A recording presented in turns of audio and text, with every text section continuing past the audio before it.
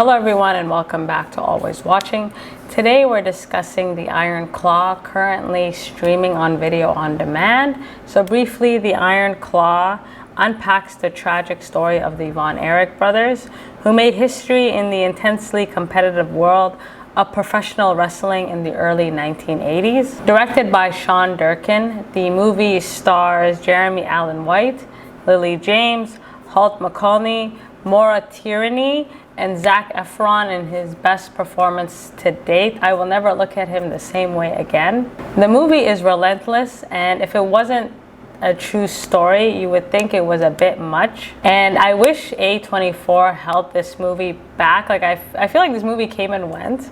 And on Twitter, it was described as like the Little Women for men, and I can't get that description out of my head. But it's one of those movies that just, it's so well done, and I can't recommend it enough. Much of the movie focuses on the tragedies that befell the Von Erich family. This tragedy, referred to as the Von Erich curse, refers to the deaths of the family's sons. So David died from a ruptured intestine.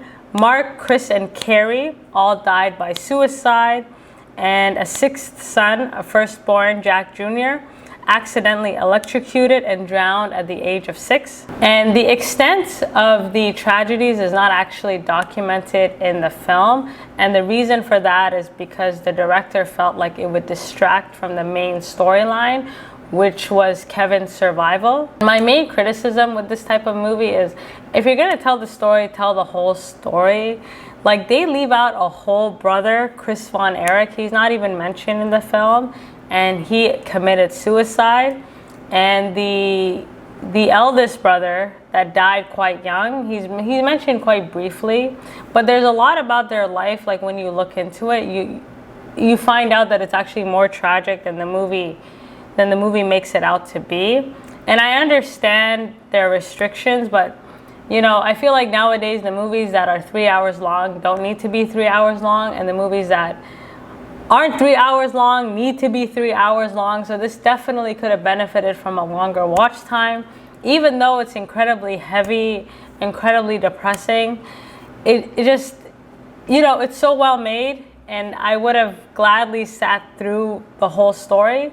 As I said before, I love this movie. I think what anchors this movie are the performances. First, the Von Erich family, they seem like a loving, close-knit family. But as the film goes on, you realize the father just uses his sons as like cash cows. It takes Kevin much of his life to stand up to his father and actually start making decisions that were best for him. The movie tackles the idea of masculinity quite well, especially regarding what a man should be, how a man should act, and specifically kind of unpacking how these ideas can be quite crushing. With what I liked, I thought the characters were on point. Like, everybody in this film was just 10 out of 10. I felt the father, Fritz, played by Holt McCallany, was a scene stealer. He low-key, like, he might be the best performance of the entire movie next to Zac Efron. Like, he just gives a powerhouse of a performance. And I also thought his wife, Doris, played by Maura Tierney, was absolutely exceptional. So we are first introduced to Fritz literally bashing in someone's face in the ring. And it's very clear off the bat, he's not a man that likes to lose. He's not a man that likes to be told what to do. And in real life, he was actually known as one of the most vicious, one of the most aggressive, most brutal wrestlers in the ring. We don't get any insight into Fritz's career as a wrestler. We just kind of skip to his time as a promoter. And we also don't get that much insight into his relationship with his wife, Doris. And the reason for that is because the movie is told from Kevin's perspective. So we only see what he sees, but these parents, they could have been a whole other movie. Like, the movie could have easily been told from their perspective. And this is the type of story where you kind of wish there was also a mini series, because I would have loved to see their dynamic, what kind of conversations they're having in private, because there's what you see on the outside, but you just get the sense that this relationship was just all kinds of toxicity. From a young age, Fritz instilled this mantra into his children that if they were the toughest, the strongest, the absolute best, nothing in the world could harm them. Children believed in him so much that they never questioned him. They do everything that they're told, second guess him, and it never occurs to them that he doesn't have their best interests at heart. Right from the start of the movie, like, it's very obvious that Kevin is the golden child. He's the most athletic, and he's clearly the most well-suited for this profession. And one thing that strikes you right off the bat is that he's a family man himself. And it's also obvious right from the start of the movie that Fritz has complete control over his sons. I feel like the title Iron Claw, like, it works both ways. Like, first it's with reference to Fritz's sort of signature move, but it's also a reference to the hold that this man had over his sons until their dying days. He teases them about their ranking, like, basically he makes it clear who his favorite children are, and he just lets them know, like, you're number one and you're dead last, but, you know, if there's always a chance, you know, there's always a chance. He's always getting his children to basically vie for his attention, basically vie for his love. Wife Doris, again, we don't see much of her, but it seems that she has little say in terms of how these boys are parented. Like, she just plays the dutiful housewife. Like, she makes sure that there's dinner on the table and that she always looks pretty. But behind that facade, you just get the sense that she is just in turmoil. But again, we don't really see it until, like, towards the end of the film. Personally, I knew nothing about the Von Erich curse.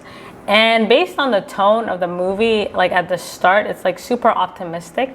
I thought this would be a movie about these brothers overcoming this curse, but my God, it just, like, just when you think things can't get any worse, they get significantly worse. So these brothers have a relationship that siblings could only dream about. The story is told from Kevin's perspective. So again, the way he talks about his brothers, the way he just dreams about living with them forever in this giant house, in this giant ranch, is just very endearing and very sweet. And unfortunately, their love for each other is constantly tested by their father, who constantly kind of pits them against one another in order to basically garner his attention and garner his love. The movie isn't really about wrestling at all. It just kind of uses wrestling as a way to illustrate how their relationship kind of deteriorates over time. As the movie goes on, it becomes very clear that Fritz is an incredibly manipulative individual. He constantly gaslights his children, fills their head with, like, false praise in order to get them to do what he wants them to do. And one of the brothers, Kerry, is actually introduced quite late for good reason, because you see that actually there are two golden children in this family, Kevin and Kerry. And so Kerry comes home because the Olympics were essentially canceled when America decided it didn't want to participate. And in real life, Kerry was actually one of the most charismatic wrestlers in the ring. Like, he was very built, like, he had an energy about him, he was basically like a superstar in real life. And I thought it was very telling that as soon as he comes home, the first thing he says to his father is, like, I'm sorry, like, he apologizes.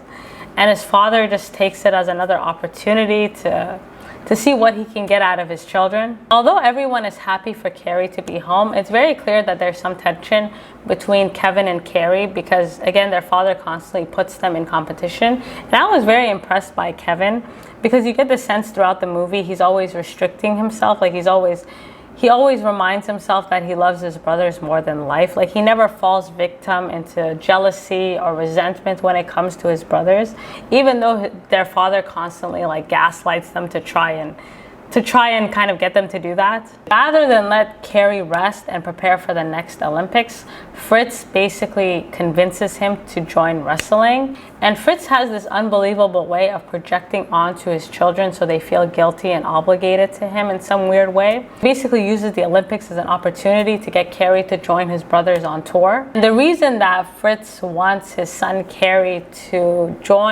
become a wrestler isn't because he wants him to, like, actually become a great wrestler.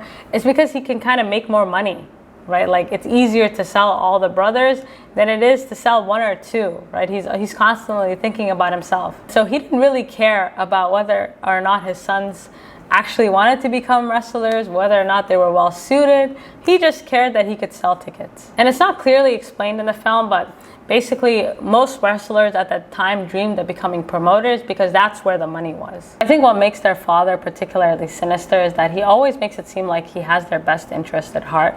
Like if they work hard enough, they can be promoted to world heavyweight champion. But behind the scenes, he's constantly kind of working against them. Like he's always trying to maximize profit. So even though it's very clear that Kevin is the best suited for this profession, that doesn't mean Kevin is going to make him the most money. Right? In order to make money, you need a star. In real life, Fritz was actually a really great promoter. Like the way that he was able to kind of promote his shows and kind of introduce his sons to mainstream audiences, like everything felt very made for TV, which was very different from how other promoters were operating at that time. Like he was kind of a trailblazer in this sense. And so Kevin, as athletic as he was, as really, again, he was the best suited for it. He didn't have the charisma or the personality that other wrestlers did at this time. And from his personality, like he's more of a soldier.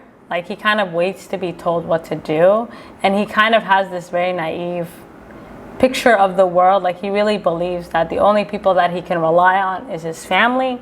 And by family, they mean his father. And I thought the courtship with his wife, Pam, was really, really telling because she approaches him and she pursues him. And on their first date, he's trying to explain wrestling to her because she's like, isn't this all fake? Isn't this all staged? And the way he describes it, it's as if it's like a legitimate profession. Like he really talks passionately about it. Like, you know, if you just work hard enough, you'll be promoted. Like it's like any other job, really. It's not actually how it works. And we don't see Pam interact with his family all that often, but it's very clear that she doesn't like them that much. And this curse that Kevin believes is some supernatural evil inflicted on his family is not a curse at all, right? The curse is his father.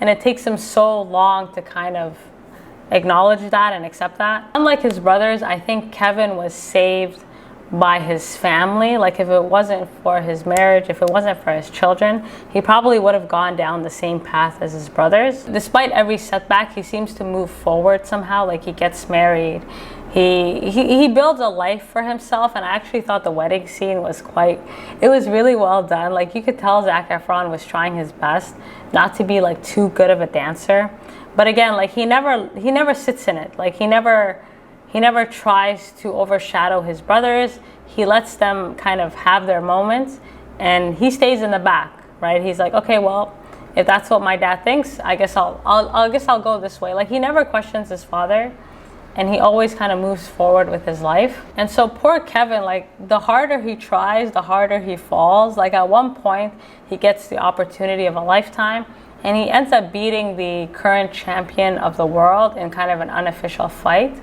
But his brother ends up stealing the spotlight because he's a lot more charismatic, he's a lot more entertaining on stage, and so he ends up just stealing all his thunder. And throughout the movie, there's this tension, right? There's what Kevin thinks is best for his brothers, and there's what his father thinks is best for them. And so his default is always to trust his father, even though everything inside him is telling him that this is not the right decision. And so it takes him some time to actually be like, you know what? Maybe I should stop listening to this man. And so the first sort of sign that everything was about to go downhill is when his brother David is found dead in his hotel room in Japan. And the reason he dies is because their father just kind of pushed him too hard. And it's not shown in the movie, but his death was a massive deal. Like schools were closed, like people were paying their tribute. Like they were a massive deal in Texas. And I think what I appreciated about the movie is that we don't so much focus on their fame. Like we're always involved in their private lives. We're always in their private spaces. So we're always, like you feel like you're kind of a fly in the wall in this family. So what's going on in the outside world is sometimes lost on us. In general, this family, like since they were kids, they were always actually in the spotlight. Like they were a very well-known family at this time. Like they were quite famous. Really sad, but actually by the end of their career, they had lost a lot of fans because Von Erich name, when it first started, like people in Texas, they really saw them as like the perfect all-American family. They went through so many tragedies and so many scandals that people just started to look at their family in a different way. So the more tragedies this family endured, like the less famous they became. Instead of using David's death as an opportunity to kind of focus on the family and bring everyone together, all Fritz can think about is this championship fight, and he kind of gaslights them and manipulates them into kind of trying to see how important this is. And so based on a coin toss, they decide that Kerry will be the one to fight. And in real life, again, Kerry was one of the most charismatic wrestlers. And it's not shown in the film. Like, we don't actually see the fight, but this was actually a massive fight. Like, it was a big deal at that time. And this was like kind of the peak of Kerry's fame. And so in the movie, again, we're not that focused on wrestling. We're more focused on the deterioration of this family. And so instead of the match, all we see is poor Doris watching the match alone with, I believe, like a ghost of her son behind her. And that's because in the end, the only person satisfied with this belt, this championship, was Fritz, right? Like, this whole family is just completely defeated. I thought that moment after Kerry had won the belt was probably one of the best moments in the film, because they're so deflated.